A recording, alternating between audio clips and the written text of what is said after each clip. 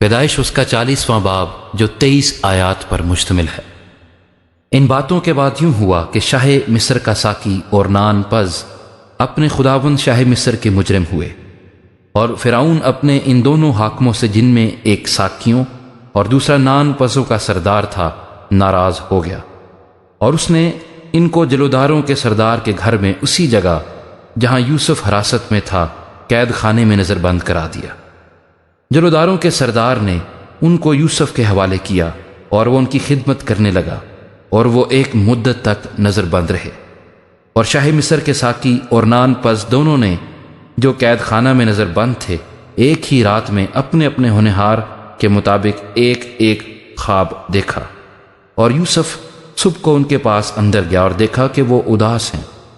اور اس نے فرعون کے حاکموں سے، جو اس کے ساتھ اس کے آقا کے گھر میں نظر بند تھے، پوچھا کہ آج تم کیوں ایسے اداس نظر آتے ہو؟ انہوں نے اس سے کہا، ہم نے ایک خواب دیکھا ہے جس کی تعبیر کرنے والا کوئی نہیں۔ یوسف نے ان سے کہا، کیا تعبیر کی قدرت خدا کو نہیں؟ مجھے ذرا وہ خواب بتاؤ۔ تب سردار ساقی نے اپنا خواب یوسف سے بیان کیا۔ اس نے کہا، میں نے خواب میں دیکھا کہ انگور کی بیل میرے سامنے ہے، اور اس بیل میں 3 شاخیں ہیں، اور ایسا دکھائی دیا کہ اس میں کلیاں لگیں اور پھول آئے،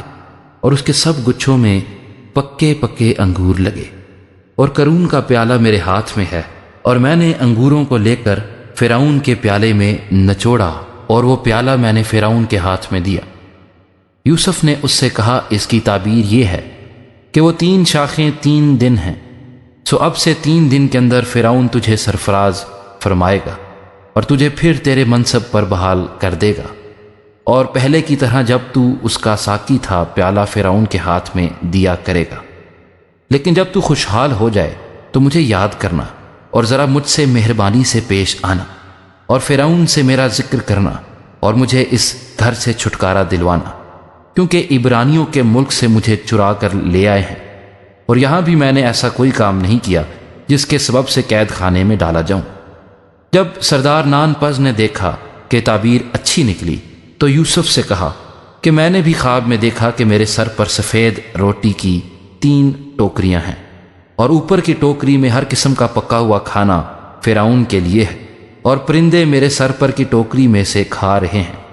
یوسف نے اسے کہا، اس کی تعبیر یہ ہے کہ وہ 3 ٹوکریاں 3 دن ہیں، سو اب سے 3 دن کے اندر فرعون تیرا سر تیرے تن سے جدا کرا کے تجھے ایک درخت پر ٹنگوا دے گا، اور پرندے تیرا گوشت نوچ نوچ کر کھائیں گے۔ اور تیسرے دن، جو فرعون کی سالگرہ کا دن تھا، یوں ہوا کہ اس نے اپنے سب نوکروں کی ضیافت کی، اور اس نے سردار ساقی اور سردار نان پز کو اپنے نوکروں کے ساتھ یاد فرمایا، اور اس نے سردار ساقی کو پھر اس کی خدمت پر بحال کیا،